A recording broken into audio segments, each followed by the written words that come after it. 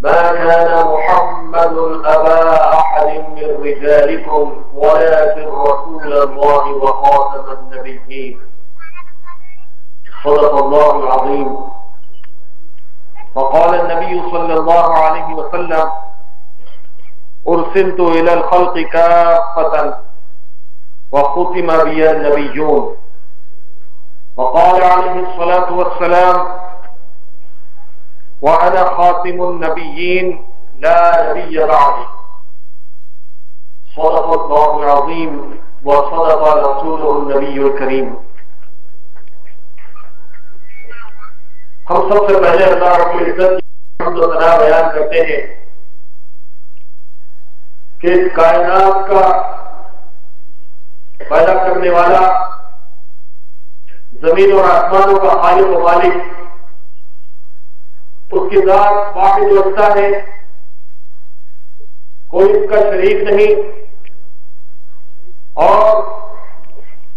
درود و سلام وہ حضرت محمد مصطفیٰ احمد مصطفیٰ خاتم الانبیاء رسول اللہ صلی اللہ علیہ وسلم پر، آپ کے اہل و عیال پر، آپ کے اصحاب پر۔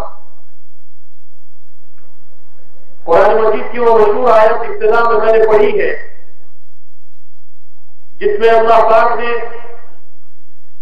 حضور نبی کریم صلی اللہ علیہ وسلم کا ایک انتہائی اعلیٰ اور اہم وقت بیان فرمایا۔ یہ ایسا وقت ہے جو تمام پیغمبروں میں، تمام انبیاء اور رسول میں کسی اور کو عطا نہیں کیا گیا۔ آپ صلی اللہ علیہ وسلم کے بارے میں اللہ تعالیٰ نے فرمایا کہ ما كان محمد ابا احد من رجالکم، کہ محمد صلی اللہ علیہ وسلم تم میں سے کسی مرد کے والد نہیں ہے، ولكن رسول اللہ، لیکن وہ اللہ کے رسول ہیں، وخاتم النبیین، اور وہ نبیوں میں سب سے آخر نبی ہیں۔ آپ صلی اللہ علیہ وسلم کا تعارف جس طرح سے قرآن مجید نے کیا ہے، اس سے معلوم ہوتا ہے کہ نزول قرآن مجید سے پہلے لوگ حضور صلی اللہ علیہ وسلم کو ایک انتہائی بہترین فیصلہ کرنے والا اور امانت دار اور سچ بولنے والا، صادق اور امین کے نام سے یاد کرتے تھے۔ آپ کو مکے میں انتہائی عزت و شرف حاصل تھی، لیکن جب نزول قرآن کا آغاز ہوا اور اللہ تعالیٰ نے اپنا آخری کلام آپ صلی اللہ علیہ وسلم پر نازل کرنا شروع کیا، اور آپ صلی اللہ علیہ وسلم نے لوگوں کے سامنے توحید کا آوازہ بلند کیا، تو آپ صلی اللہ علیہ وسلم سے لوگوں میں جو شرک کے خوگر تھے، جو کفر کے خوگر تھے، آپ سے نفرت شروع کر دی، اور آپ کے خلاف مختلف طریقے سے آپ کو ستانے اور آپ کو اذیتیں پہنچانے لگے۔ ایسے موقع پر جب تک کہ آپ صلی اللہ علیہ وسلم مکے میں رہے تو آپ کو اللہ تعالیٰ کی طرف سے پیغام الہی کا سلسلہ جاری رہا، اور اللہ تعالیٰ نے لوگوں کے سامنے اپنے نبی صلی اللہ علیہ وسلم کا مختلف انداز میں تعارف پیش کیا۔ کہیں پر یاسین کا نزول ہوا تو اللہ تعالیٰ نے فرمایا: یاسین والقرآن الحکیم انک لمن المرسلین، یاسین قرآن حکیم کی قسم، بے شک ہے نبی صلی اللہ علیہ وسلم آپ رسولوں میں سے۔ اور کہیں پر فرمایا کہ وما ارسلناک الا رحمۃ للعالمین، کہ اے نبی صلی اللہ علیہ وسلم ہم نے آپ کو روانہ نہیں کیا مگر اس طرح سے کہ آپ کو تمام عالمین کے لیے رحمت بنا کر روانہ کیا۔ کہیں پر فرمایا کہ وما ارسلناک الا کافۃ للناس بشیرا ونذیرا، ہم نے آپ کو روانہ نہیں کیا مگر اس لیے کہ تمام انسانوں کے لیے آپ کو بشیر و نذیر بنا کر روانہ فرمایا۔ کہیں پر فرمایا کہ اِنَّا أَرْسَلْنَاكَ شَاهِدًا وَمُبَشِّرًا وَنَذِيرًا، کہ اے نبی صلی اللہ علیہ وسلم ہم نے آپ کو گواہی دینے والا، بشارت سنانے والا اور ڈر سنانے والا بنا کر بھیجا، وَدَاعِيًا إِلَى اللَّهِ، اور آپ کو اللہ کی طرف بلانے والا بنا کر بھیجا، بِإِذْنِهِ وَسِرَاجًا مُنِيرًا، اور اس کے حکم سے آپ کو ایک روشن چراغ بنا کر بھیجا۔ اس طرح قرآن مجید میں اگر ہم غور کریں تو پتہ چلتا ہے کہ نبی صلی اللہ علیہ وسلم کے اوصاف کو اللہ تعالیٰ نے جگہ جگہ بیان فرمایا ہے، بلکہ سارے کا سارا قرآن نبی صلی اللہ علیہ وسلم کی تعریف و توصیف میں ہم کو ملتا ہے۔ اسی طرح سے جس طرح سے آپ صلی اللہ علیہ وسلم کو مختلف اوصاف اور مختلف خطابات سے اور مختلف ناموں سے اللہ تعالیٰ نے یاد کیا ہے، اسی طرح اس آیت سے فرمایا کہ اے نبی محمد صلی اللہ علیہ وسلم تم میں سے کسی مرد کے باپ نہیں ہے، وہ اللہ کے رسول ہیں اور خاتم النبی ہے۔ یہ خاتم النبی کا مطلب کیا ہوتا ہے؟ علماء کرام نے بیان فرمایا ہے کہ جب کوئی بات ختم ہو جاتی ہے، جب کسی چیز کو پورا کر دیا جاتا ہے تو آخر میں اس کے اوپر مختلف طریقے سے ختم ہونے کا نشان لگایا جاتا ہے۔ اگر آپ کوئی خط لکھ رہے ہیں، کوئی لیٹر لکھ رہے ہیں، تو دنیا میں شروع سے یہ طریقہ رہا ہے، آج بھی یہ طریقہ جاری و ساری ہے کہ جب کوئی پیغام، کوئی خط، کوئی میسج ختم ہو جاتا ہے تو اس کے آخر میں اسٹیمپ لگا دیا جاتا ہے، اور یہ اسٹیمپ اس بات کی علامت ہوتی ہے کہ یہاں پر یہ مضمون مکمل ہو چکا ہے، اب اس کے آگے کوئی حرف، کوئی جملہ، کوئی اور بات اس کے آگے اس میں شامل نہیں کی جا سکتی۔ اسی طرح سے جب کوئی چیز مکمل ہو جاتی ہے تو اس کو پیک کرنے کے بعد اس کے اوپر سیل کر دیا جاتا ہے۔ یہ سیل کر دینا اس بات کی علامت ہوتی ہے کہ یہ چیز مکمل ہو چکی ہے، اور بنانے والے نے، کمپنی والے نے اس کو سیل کر کے اپنی کمپنی کا اسٹیمپ لگا دیا ہے، مونوگرام لگا دیا ہے، اور کوئی اس کی ڈپلیکیسی نہیں کر سکتا، کوئی اس کی نقل نہیں کر سکتا۔ اسی طرح سے جب نبیوں کا سلسلہ چلا آدم علیہ السلام سے،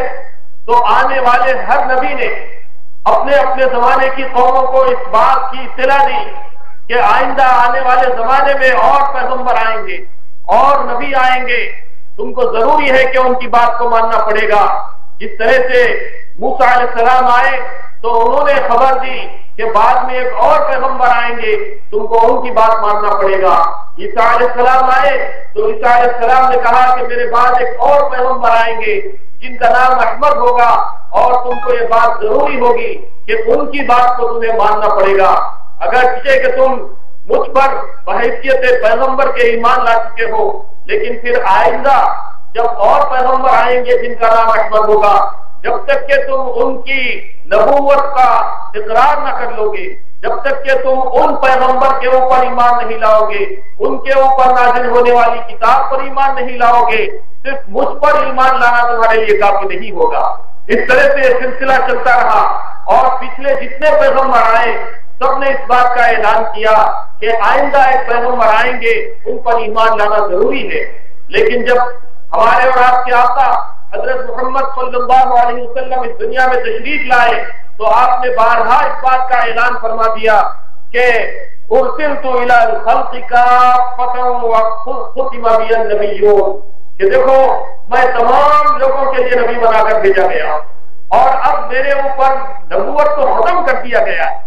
اسی طرح سے آپ نے آیات بارہا سنی ہے، اور ابھی میں نے بھی چند آیتیں پیش کی، اس کے اندر جگہ جگہ اللہ تعالیٰ نے کافۃ للناس اور الا رحمۃ للعالمین کے الفاظ بیان فرمائے۔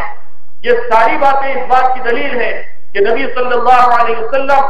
تمام دنیا کے لیے پیغمبر بنا کر بھیجے گئے، چاہے وہ مشرق ہو، چاہے وہ مغرب ہو، چاہے وہ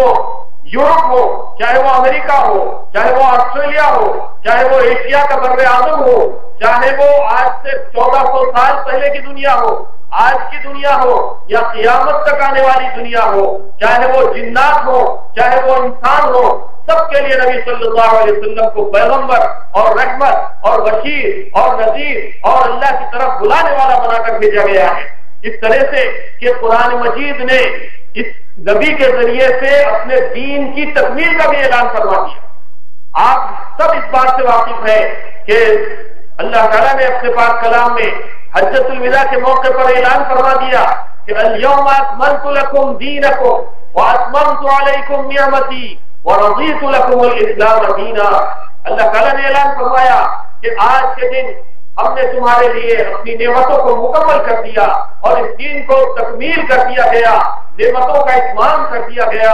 اور یہ وہ دین ہے جس دین سے اللہ تعالیٰ نے راضی ہونے کا اعلان فرما دیا۔ وَرَضِيتُ لَكُمُ الْإِسْلَامَ دِينًا، اور یہی وہ دین اسلام ہے جس کے بارے میں فرما دیا گیا کہ إِنَّ الدِّينَ عِندَ اللَّهِ الْإِسْلَامُ، یہ اسلام ہی وہ دین ہے جو اللہ کے نزدیک مقبول ہونے والا ہے۔ ایک اور مقام پر اللہ تعالیٰ نے فرمایا کہ وَمَن يَبْتَغِ غَيْرَ الْإِسْلَامِ دِينًا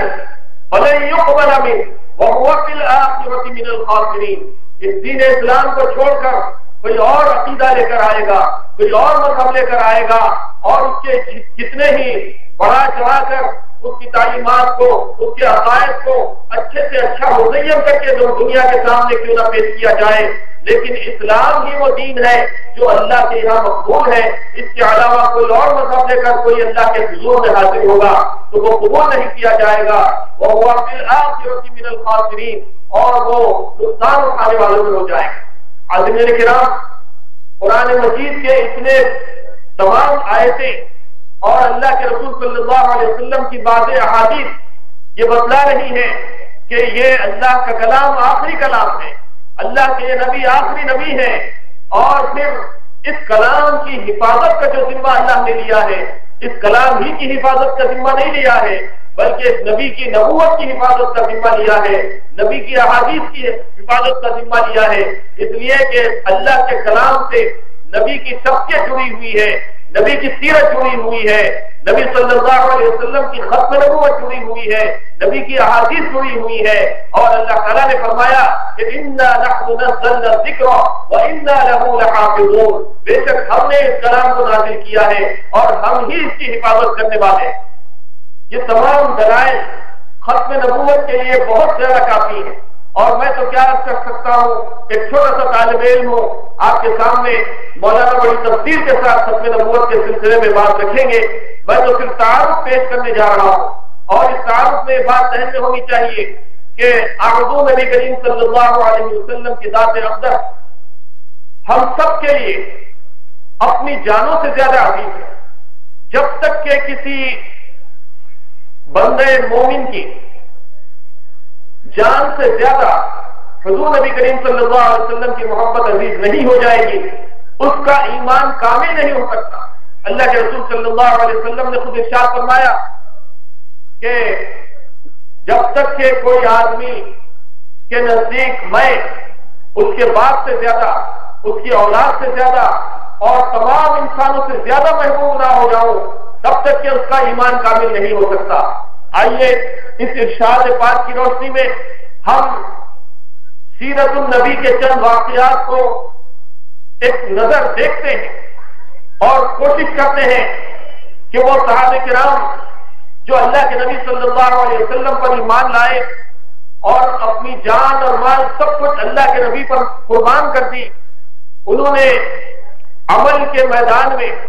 نبی صلی اللہ علیہ وسلم سے محبت کا کیسے ثبوت دیا۔ آپ جانتے ہیں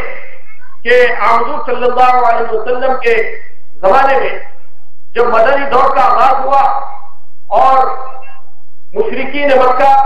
اس بات میں ناکام ہو گئے کہ آپ صلی اللہ علیہ وسلم کے مشن کو روک سکیں، آپ صلی اللہ علیہ وسلم نے ہجرت فرمائی، مدینہ طیبہ تشریف لے گئے، وہاں پر دین اسلام پوری طرح سے پھیلنے لگا، اور مشرکین مکہ نے سازش کی کہ نبوت کے چراغ کو گل کرنے کے لیے ہم کیا کر سکتے ہیں۔ چنانچہ بدر کا معرکہ پیش آیا، احد کا معرکہ پیش آیا، احزاب کا معرکہ پیش آیا، اور پھر یہ سلسلہ فتح مکہ تک چلا، اور اس کے بعد مختلف غزوات اور سیریے پیش آتے رہے. لیکن ان غزوات میں غزوہ احد ایک انتہائی سخت ترین آزمائش کا غزوہ تھا، جس میں دیکھا یہ گیا کہ میرے اور آپ کے آقا نبی کریم صلی اللہ علیہ وسلم کے بارے میں یہ افواہ اڑا دی گئی کہ محمد صلی اللہ علیہ وسلم نعوذ باللہ شہید ہو گئے یا قتل کیے گئے ہیں. مسلمان جو آپ صلی اللہ علیہ وسلم کو اپنی آنکھوں سے دیکھ کر زندگی گزارتے تھے، اپنے آنکھوں کی ٹھنڈک حضور صلی اللہ علیہ وسلم کے چہرے کو دیکھ کر حاصل کیا کرتے تھے. کئی بار ایسا ہوتا تھا کہ صحابہ کرام رضی اللہ عنہم حضور صلی اللہ علیہ وسلم سے آ کر عرض کرتے کہ اللہ کے رسول، میں آپ کی محفل میں بیٹھتا ہوں، پھر اس کے بعد اپنے بیوی بچوں میں جاتا ہوں تو مجھے بے چینی ہونے لگتی ہے اور آپ کی یاد ستانے لگتی ہے. میں پھر وہاں سے نکل کر آتا ہوں، آپ کی مجلس میں بیٹھتا ہوں، آپ کے چہرے انور کو دیکھتا ہوں تو مجھے اطمینان ہو جاتا ہے. مجھے یہ فکر لاحق ہو رہی ہے کہ کل کے دن میں بھی اس دنیا سے رخصت ہو جاؤں گا، آپ بھی وفات پا جائیں گے اور آپ تو انبیاء علیہ السلام کے اعلیٰ ترین مقامات پر فائز ہوں گے. میں اگر جنت میں چلا بھی گیا تو نچلے درجے میں رہوں گا. اے اللہ کے رسول، بتائیے کہ وہاں پر میں آپ کا چہرے انور کس طرح سے دیکھ سکتا ہوں اور کس طرح سے میں سکون حاصل کر سکتا ہوں. ایسے بے شمار واقعات صحابہ کی زندگی میں ہم کو ملتے ہیں جس سے پتا چلتا ہے کہ حضور صلی اللہ علیہ وسلم کے چہرے کو دیکھ کر لوگ سکون اور اطمینان حاصل کر لیا کرتے تھے. ایسے میں جب کہ احد کے میدان میں یہ خبر اڑا دی گئی کہ نبی صلی اللہ علیہ وسلم شہید ہو گئے ہیں تو صحابہ کرام کے ہوش اڑ گئے. سب کے سب اکثریت ان میں ایسی تھی جو میدان چھوڑ کر بھاگنے لگی اور انہوں نے یہ سوچا کہ جب آپ صلی اللہ علیہ وسلم ہی نہیں رہے تو ہم لڑ کر کیا کریں گے. لیکن کچھ جانفاں تھے اور انہوں نے نبی صلی اللہ علیہ وسلم کو عین میدان کارزار میں پا لیا کہ کفار نے آپ کو گھیر لیا ہے اور چاروں طرف سے تیروں کی بارش ہو رہی ہے. تو دیکھا یہ گیا کہ ابو دجانہ ہے جو نبی صلی اللہ علیہ وسلم کے آگے آ گئے ہیں اور اپنی پیٹھ پر آنے والے تمام تیروں کو لے رہے ہیں. بڑی تیزی کے ساتھ تیر آ رہے ہیں اور ابو دجانہ کی پیٹھ کو چھلنی کرتے چلے جا رہے ہیں. اسی طرح سے ایک اور صحابی ہیں جن کا نام ہے سعد بن ابی وقاص رضی اللہ تعالیٰ عنہ. حضور صلی اللہ علیہ وسلم کے آگے آ گئے اور دشمن کا مقابلہ کرتے ہوئے تیروں کی بارش دشمنوں کے اوپر شروع کر دی اور بڑی تیزی کے ساتھ تیر چلائے چلے جا رہے تھے. نبی صلی اللہ علیہ وسلم نے فرمایا کہ ابے اے سعد، تیر چلاؤ، تیر چلاؤ، میرے ماں باپ تم پر قربان، تیر چلاؤ، تیر چلاؤ. اسی طرح جب دشمن کی طرف سے مستقل حملہ ہو رہا تھا تو ایک صحابی ہے جن کا نام ہے طلحہ بن عبید اللہ رضی اللہ تعالیٰ عنہ. ان کو کچھ سمجھ میں نہیں آیا کہ نبی صلی اللہ علیہ وسلم کو کس طرح سے تیروں کی اس بارش میں روکا جائے. انہوں نے اپنے ہاتھ کو آگے کر دیا اور جو تیر آتا اپنی ہتھیلی کے اوپر لیتے چلے جاتے. اس طرح سے تیروں کی بارش میں ان کی ہتھیلی پوری طرح سے زخمی ہونے لگی اور ہاتھ چھل ہو گیا. ایک اور صحابی ہے جن کا نام ہے انس بن نضر رضی اللہ تعالیٰ. انہوں نے دیکھا کہ حضور صلی اللہ علیہ وسلم کو بچانے کے لیے کچھ صحابہ کرام تو پروانہ وار تیروں کی بارش کو جھیل رہے ہیں. وہ آگے بڑھے اور انہوں نے دیکھا کہ دشمن بہت پوری طرح سے مقابلہ کر آیا ہوا ہے اور ہر طرف سے حملہ کیا جا رہا ہے. بڑی تیزی کے ساتھ دشمن پر جھپٹنے کے لیے آگے بڑھے تو راستے میں انس بن مالک رضی اللہ تعالیٰ عنہ ملے اور ان سے کہنے لگے کہ مجھے احد کے پیچھے سے جنت کی خوشبو آ رہی ہے، مجھے احد کے پیچھے سے جنت کی خوشبو آ رہی ہے. یہ کہتے ہوئے آگے بڑھے. رستے میں کچھ صحابہ کو دیکھا، مہاجر و انصار کی ایک جماعت بیٹھی ہوئی ہے ہاتھ پر ہاتھ دھرے ہوئے اور بہت مایوسی کا شکار ہے. ان سے کہنے لگے کہ آپ لوگ اس طرح سے ہاتھ روک کر کیوں بیٹھے ہوئے ہیں؟ انہوں نے کہا کہ جب نبی صلی اللہ علیہ وسلم ہی نہیں رہے تو پھر ہم کو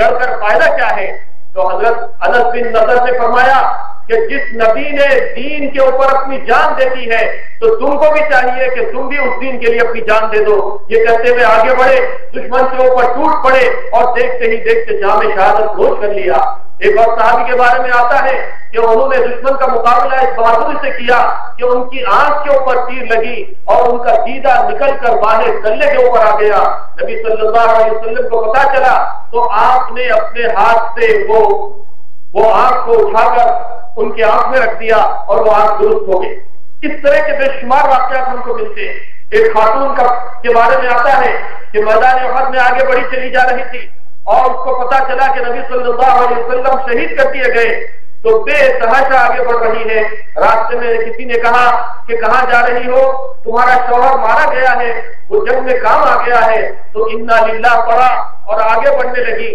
کسی نے آواز دے کر کہا کہ تمہارا باپ مارا گیا تو کہنے لگی کہ انا للہ و انا الیہ راجعون. یہ بتاؤ کہ نبی صلی اللہ علیہ وسلم کہتے ہیں. پھر آگے بڑھی تو پتا چلا کہ بھائی بھی مارا گیا تو انا للہ پڑھا اور کہنے لگی کہ مجھے یہ بتاؤ کہ نبی صلی اللہ علیہ وسلم کہتے ہیں. تو دشمنوں کے مجمع میں سے آگے بڑھتی ہوئی نبی صلی اللہ علیہ وسلم کے پاس پہنچ گئی اور آپ کے چہرے انور کو دیکھ کر کہنے لگی کہ اے اللہ کے رسول، اگر آپ زندہ ہیں تو بھائی کا غم بھی برداشت کیا جا سکتا ہے، شوہر کا غم بھی برداشت کیا جا سکتا ہے، باپ کا غم بھی برداشت کیا جا سکتا ہے، لیکن مجھے یہ بات ہرگز گوارا نہیں کہ آپ کے پائے اقدس میں کانٹا بھی چوٹ جائے. صحابہ کرام رضی اللہ عنہم نے نبی صلی اللہ علیہ وسلم پر اپنا سب کچھ نچھاور کر دیا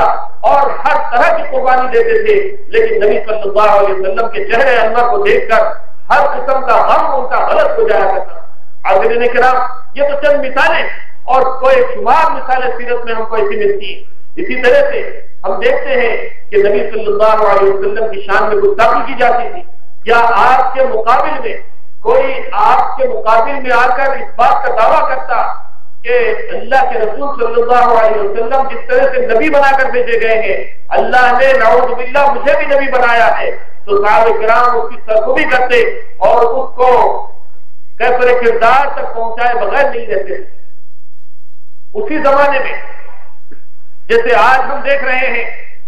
کہ اسلام پر مختلف طریقے سے حملے کیے جا رہے ہیں، نبی صلی اللہ علیہ وسلم کی شان میں گستاخی کر کے دنیا چاہتی ہے کہ امت مسلمہ کا جو رشتہ حضور صلی اللہ علیہ وسلم سے جڑا ہوا ہے، اسی رشتے کو کاٹ دیا جائے یا کم از کم اس رشتے کو، اس تعلق کو کمزور کیا جائے. مختلف طریقے سے اسلام کے اوپر حملے کرنے کی سازشوں کا ایک نہ ختم ہونے والا یہ سلسلہ جاری ہے، اور یہ سلسلہ تو جاری رہے گا. یہ حق و باطل کی کشمکش تو جاری رہے گی، لیکن بات دراصل یہ ہے کہ ایسے ماحول میں، ایسی سازشوں میں میں اور آپ جو ایمان کا دعویٰ کرتے ہیں، میرا اور آپ کا کیا معاملہ ہونا چاہیے؟ کیا ہم خاموش بیٹھے رہیں؟ کیا ان کا کوئی جواب نہ دیں؟ کیا ان سازشوں کے تدارک کرنے کے لیے ہم اپنی طرف سے کوئی کوشش نہ کریں؟ اصل مسئلہ تو یہ ہے. اسی لیے مجلس تحفظ ختم نبوت کی جانب سے جگہ جگہ جلسے کیے جا رہے ہیں، لوگوں کو آگاہ کیا جا رہا ہے کہ ہم مسلمان ہیں تو ہمارے اسلام کا عقیدہ دراصل ہے کیا. حضور صلی اللہ علیہ وسلم کا ہم نے کلمہ پڑھ لیا ہے تو نبی صلی اللہ علیہ وسلم کی ذات کے ساتھ، آپ کی بات کے ساتھ، آپ کی سنتوں کے ساتھ، آپ کی نبوت کے ساتھ، آپ کی ختم نبوت کے ساتھ ہمارا کیا عقیدہ ہونا چاہیے اور یہ کیوں کر ضروری ہے، اس کو آگاہ کرنے کے لیے جگہ جگہ یہ جلسے کیے جا رہے ہیں. اخبارات کے ذریعے، مضامین کے ذریعے، پامفلیٹ کے ذریعے اور کتابوں کے ذریعے، چھوٹی کتابوں کے ذریعے، بڑی کتابوں کے ذریعے اس فتنے کے بارے میں آگاہ کیا جا رہا ہے. اور یہ فتنہ آج نہیں اٹھا، اللہ کے رسول صلی اللہ علیہ وسلم کے زمانے میں ہی آپ نے اعلان کر دیا تھا کہ میں تو خاتم النبی ہوں، لیکن میرے بعد بھی میری امت میں کم سے کم 30 دجال اور 30 کذاب ایسے آئیں گے، وہ جھوٹے ہوں گے، وہ نبوت کا دعویٰ کریں گے. انا خاتم النبیین، لیکن اللہ تعالیٰ نے مجھے خاتم النبی بنا دیا ہے. لا نبی بعدی، میرے بعد کوئی نبی ہونے والا نہیں ہے. حاضرین کرام، حضور نبی کریم صلی اللہ علیہ وسلم کے زمانے میں بھی نبوت کے جھوٹے دعوے دار پیدا ہوئے. ایک خاتون نے بھی نبوت کا دعویٰ کیا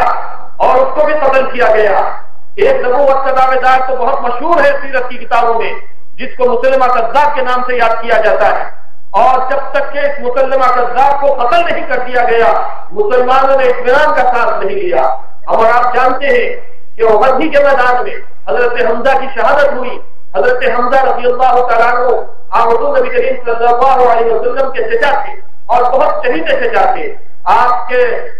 جنازے کو جب لایا گیا تو دیکھا گیا کہ آپ کا سینہ چاک کر دیا گیا ہے, آپ کے ناک اور کان کاٹ دیے گئے ہیں, آپ کی لاش کا مطلع کر دیا گیا ہے. نبی صلی اللہ علیہ وسلم کو بڑا دکھ ہوا, آپ کی آنکھ سے آنسو جاری ہو گئے, اور پھر پتا چلا کہ حضرت حمزہ کو شہید کرنے والا وحشی بن حرب ہے, اور یہ غلام ہے, اپنے آقا کا غلام ہے, جو یہ چاہتا ہے کہ میں اپنے آقا سے آزادی حاصل کروں, یعنی میں آزاد ہو جانا چاہتا ہوں. اس آزادی کے لالچ میں اس نے حضرت حمزہ کو قتل کیا, بڑی سازش کے ساتھ, بہت چھپ کر اس نے حضرت حمزہ کو قتل کیا. اس کے بعد جب مکہ فتح ہو گیا اور لوگ فوج در فوج اسلام میں داخل ہونے کے لیے نبی صلی اللہ علیہ وسلم کے پاس آنے لگے, تو ایسے میں دیکھا گیا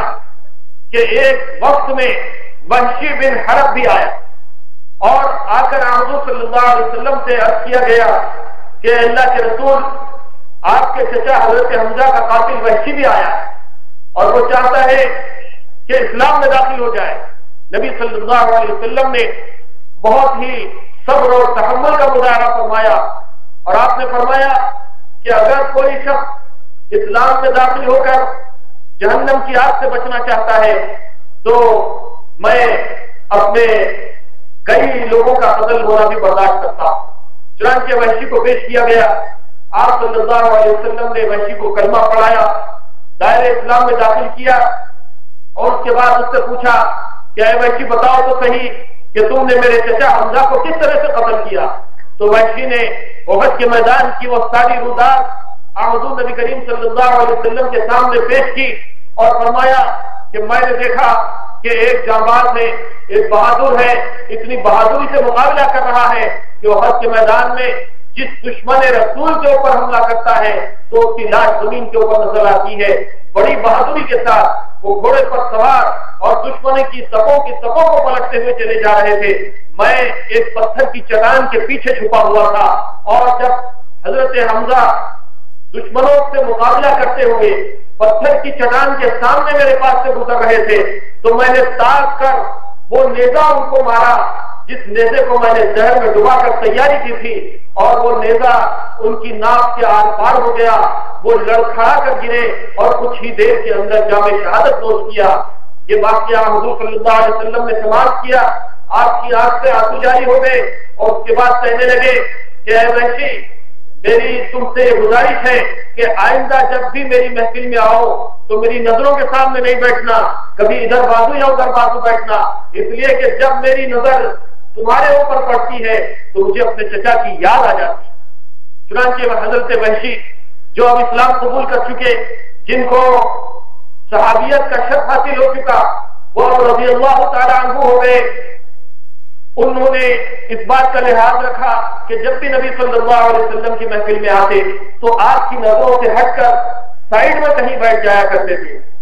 اور ہمیشہ اس بات کے متمنی رہتے تھے کہ مجھے کوئی ایسا موقع مل جائے کہ میں نے دور جاہلیت میں کفر کی حالت میں جو قتل کیا ہے حضرت حمزہ کا, اور جو نبی صلی اللہ علیہ وسلم کو میں نے تکلیف پہنچائی ہے, مجھے اسلام لانے کے بعد کوئی ایسا موقع ہاتھ آ جائے کہ میں کوئی ایسا کارنامہ انجام دوں کہ نبی صلی اللہ علیہ وسلم کی تکلیف کا کوئی مداوع میں کر سکوں. چنانچہ حضور صلی اللہ علیہ وسلم کی حیات طیبہ میں تو کوئی ان کو موقع نہیں ملا, لیکن آپ کی وفات کے بعد جب مسلمہ کذاب نے سر اٹھایا اور نبوت کا جھوٹا دعویٰ کیا, اور حضرت ابوبکر صدیق رضی اللہ تعالیٰ عنہ نے مسلمہ کذاب کی سرکوبی کے لیے جب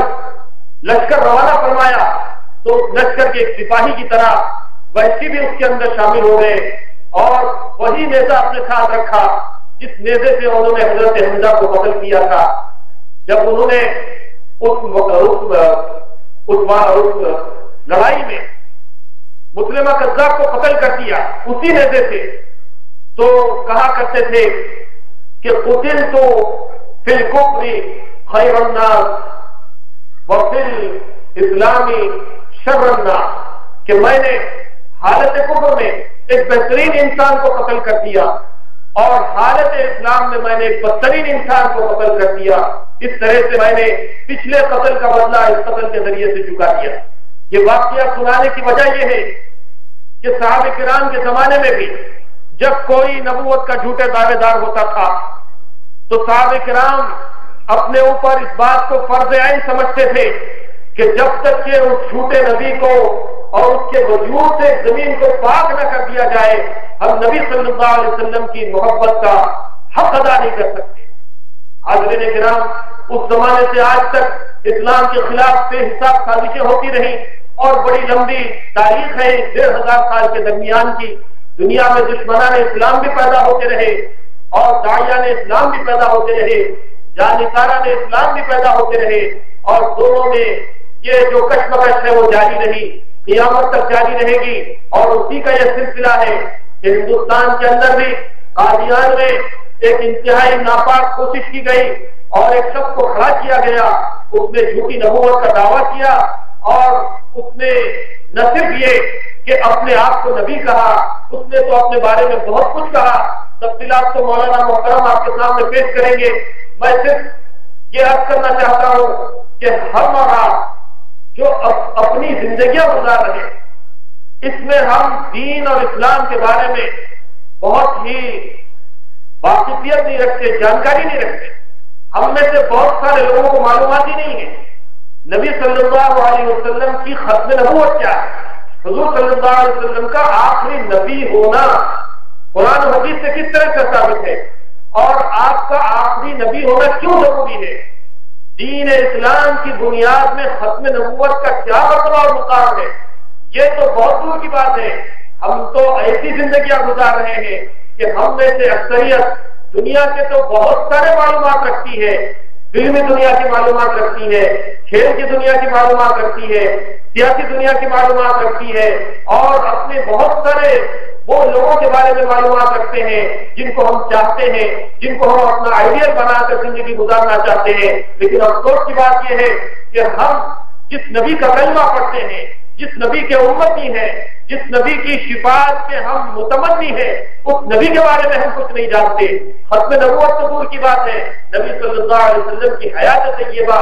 آپ کے حالات، آپ کا بچپن، آپ کی جوانی، آپ کے مہمات اور آپ کی پاکیزہ زندگی کے بارے میں بھی بہت سارے لوگوں کو واقفیت نہیں ہے۔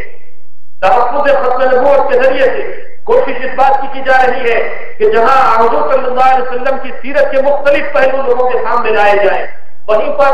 آپ صلی اللہ علیہ وسلم کی ذات کو لوگوں نے کس طرح سے مجروح کرنے کی کوشش کی ہے اور کیسی کیسی سازشیں کی گئی ہے اور مسلمانوں کے عقیدوں سے کس طرح سے کھلواڑ کیا گیا ہے، وہ ساری باتیں بھی مجلس تحفظ ختم نبوت آپ کے سامنے لانا چاہتی ہے، اور یہ بات کا اعلان کرتی ہے کہ یہ صرف مجلس تحفظ ختم نبوت ہی کا کام نہیں ہے، بلکہ پوری دنیا میں تمام ممالک کے علماء نے مل کر ان قادیانیوں کو، جن کا سرغنہ غلام مرزا قادیانی ہے، اس نے جو نبوت کا دعویٰ کیا ہے، نہ صرف یہ کہ وہ دعویٰ جھوٹا ہے، وہ کذاب ہے، وہ دجال ہے، بلکہ وہ کافر ہے اور اس کے ماننے والے بھی سارے کے سارے کافر ہیں۔ اس کا اعلان تو بہت پہلے ہو چکا ہے، اور تمام علماء چاہے وہ کسی بھی مکتب فکر کے کیوں نہ ہو اس بات پر متفق ہیں کہ ختم نبوت دین اسلام کا انتہائی بنیادی عقیدہ ہے، اور اس عقیدے کو اگر کوئی چیلنج کرتا ہے